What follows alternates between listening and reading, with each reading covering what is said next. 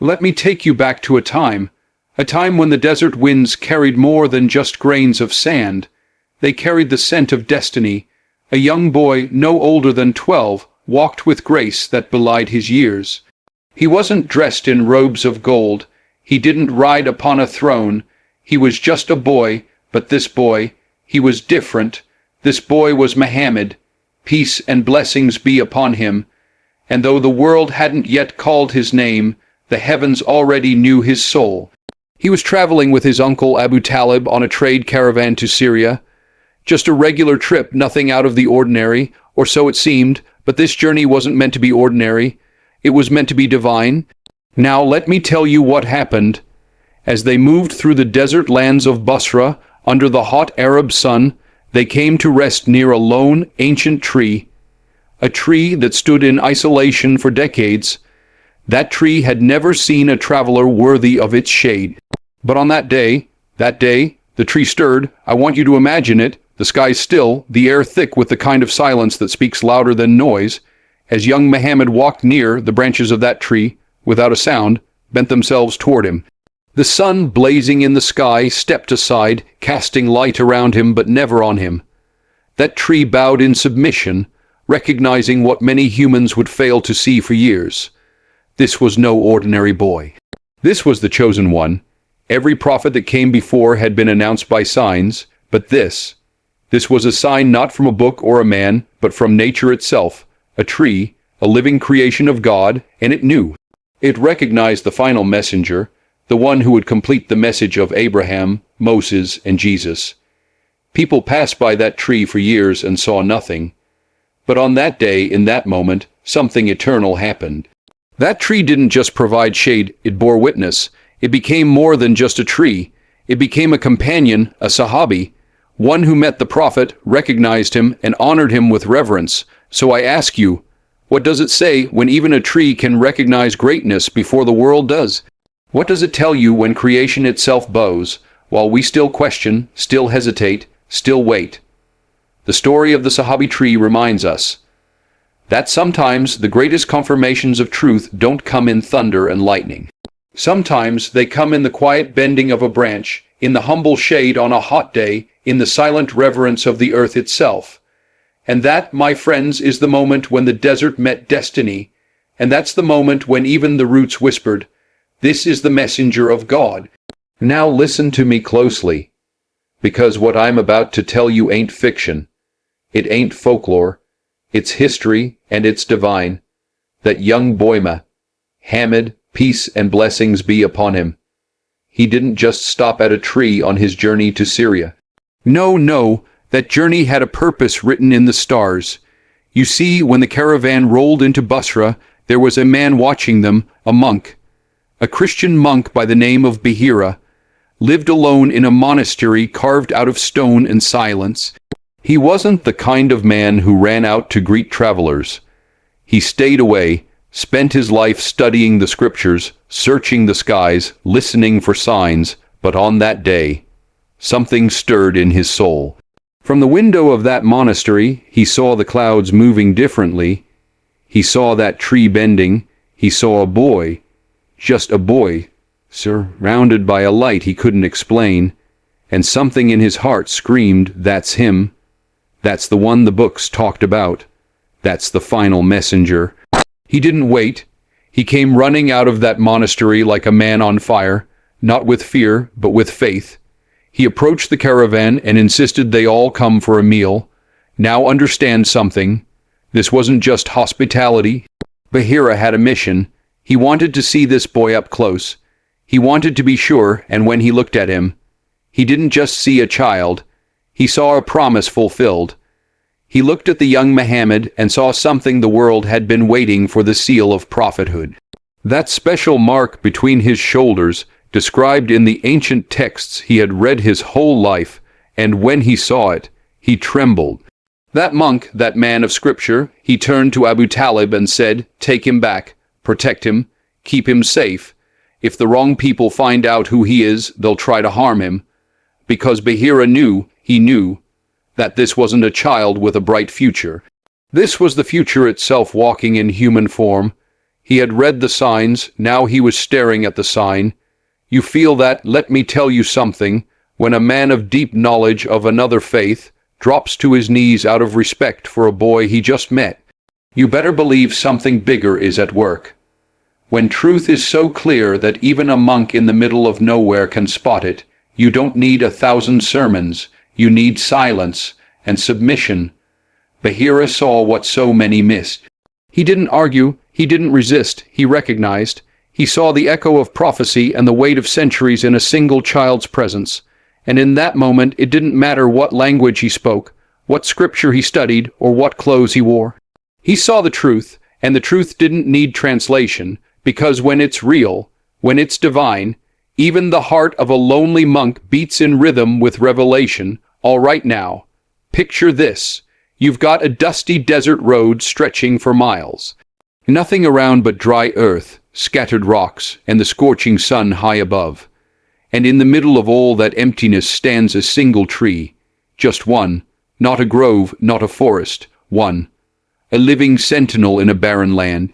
And that tree wasn't just standing, it was waiting for that boy. Because on that day when young Muhammad, peace and blessings be upon him, came walking into that land, something happened that no one could explain, but everyone could feel. That tree, which had never moved, never bent, never danced in the wind like others. It moved. It didn't move because of the breeze. It moved because of the presence that had just entered its space. The moment that boy stepped into its shadow, the branches leaned in, the leaves curled with reverence, that tree bent, not in pain, not in weather, but in worship. Now I don't care how many degrees you got or how many books you've read. When a tree bows to a human being, you don't call it coincidence, you call it submission, you call it recognition, and the sun.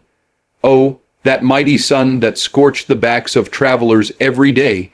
It dimmed its heat, it shifted, it made space for the light of another kind, because nature, pure, uncorrupted nature, knows what many of us forget, that the Prophet Muhammad wasn't just a man, he was the mercy of the world. And everything in creation knew it before most people did, that tree. It didn't just provide shade like any other, it reached for him, it honored him, it covered him like a cloak of leaves woven by God himself. The prophet didn't ask for it. He didn't command it. He simply was, and the world responded. That's power, that's truth. That's prophecy without a single word. Now let me tell you something real. When a person walks so righteously that even a tree bends in awe, you better stop and ask yourself, who are you walking behind? What path are you choosing? That tree never took a class, never read a scroll. It didn't go to a mosque, but it knew. It felt the presence of light, and it bowed. And sometimes I think, maybe the trees are wiser than us. See, that tree didn't just give shade, it gave witness. It testified with its movement. It became a part of history, not by speaking, but by submitting. And that's a lesson for all of us, because real love, real faith, real truth doesn't always need to be shouted. Sometimes it's as simple, as quiet, and as powerful as a branch bending in the heat of the desert sun. Now hold on just a minute, because this next part, this is not just about a tree. It's not just about a journey or a shade in the desert. No, this right here is about witnessing the truth. It's about testimony. Not from a man, not from a scholar, but from nature itself. That tree, my friend, didn't just bow. It testified. It spoke not in words, but in action, louder than any voice could shout. Because when the Prophet Muhammad, peace and blessings be upon him, rested under that tree, the message wasn't just in what happened around him. It was in what was being confirmed through him. That bending branch, that shifting shade, that silent respect. It was nature saying, this is the one, the seal, the final link in the golden chain of prophets. See, every prophet before him was a brick laid in a perfect wall. Moses, Abraham, Jesus, peace be upon them all. Each one brought a message, a light, a piece of the truth. But Muhammad, he was the final piece, the completion, the seal that closed the door on prophethood forever, and that tree, that lonely ancient tree in the middle of the desert. It knew without books, without guidance, without a whisper from the skies. It knew from the energy in the air, from the soul that passed beneath its branches. It knew that no other messenger would follow him. And in knowing that, it did what many men failed to do. It gave its silent shahada. It declared, "This is the messenger of God. Now let me ask you something. When nature declares the truth, what excuse do we have to ignore it? When a tree in the middle of nowhere bends out of love, out of respect, out of pure instinct, and we, with our intelligence, our awareness, our privilege to know his name, don't even raise our hearts in reverence. What does that say? That tree, in its simple act, made history, because it recognized not just a man, but a destiny, not just a prophet, but the prophet, and it didn't need time, it didn't need miracles. It didn't need confirmation from the world. It saw, and it believed. That's why it became known as Sahabi, a companion, because a true companion isn't defined by blood or time spent, but by the truth they witness and the loyalty they show.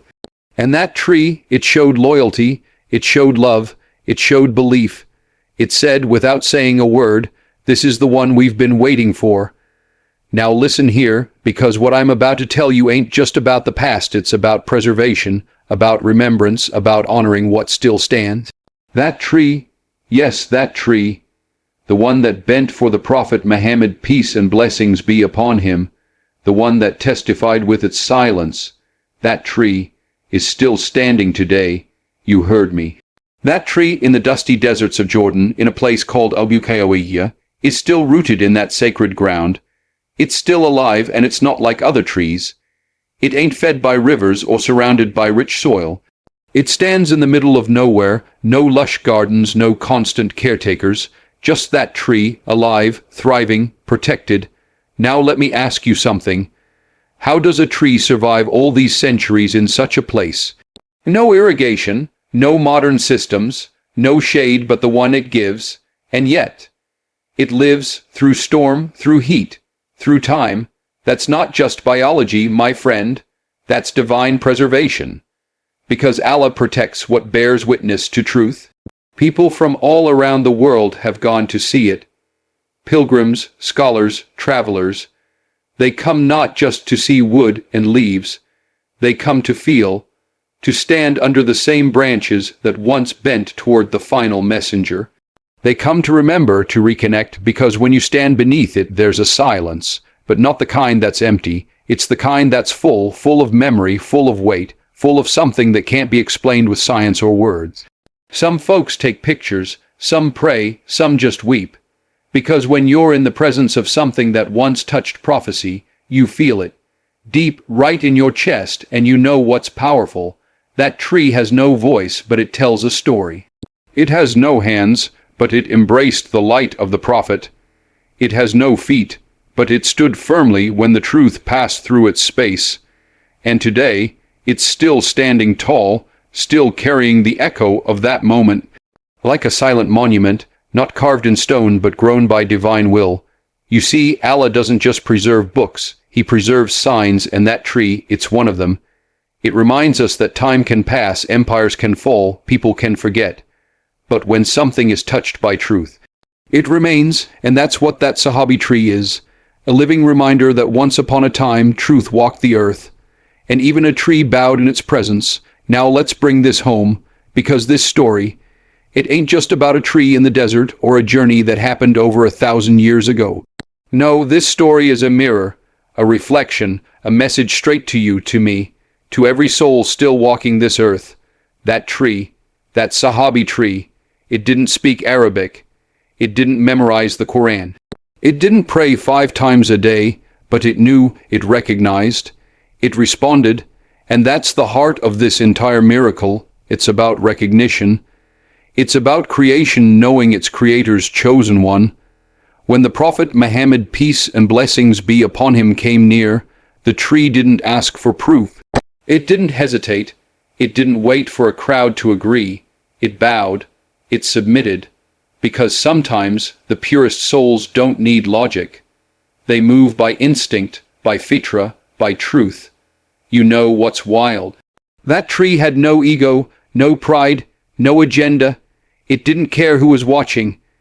It just responded to truth the way creation is meant to, with surrender, with reverence, with love. Now us. We got eyes, ears, hearts, books, sermons. We got stories and reminders and miracles written across centuries. But still we doubt, still we delay, still we wait for some thunder in the sky before we fall to our knees. But that tree, it bowed the moment the messenger walked by. That's the lesson right there. That's the symbol. The Sahabi tree is a living sign of how the world is wired to respond to truth. It teaches us that faith isn't always about the grand gesture or the loudest voice. Sometimes faith is bending quietly when the world stands tall in arrogance. It tells us, don't wait for a miracle. Don't wait for someone else to believe first. When you know, you act. When you see truth, you submit. When the light is near you, you bow, not out of weakness, but out of deep inner strength. So the next time your heart hesitates, the next time your soul needs guidance, remember that tree. Remember how something with no tongue, no teacher, no scripture, still found its place in the pages of sacred history. Because when the final prophet walked this earth, even the roots reached for him. Even the bark softened, even the leaves trembled. So what excuse do we have, if a tree in the middle of a desert can recognize the truth? Then maybe it's time we looked deep within and asked, do we? And that is where faith begins.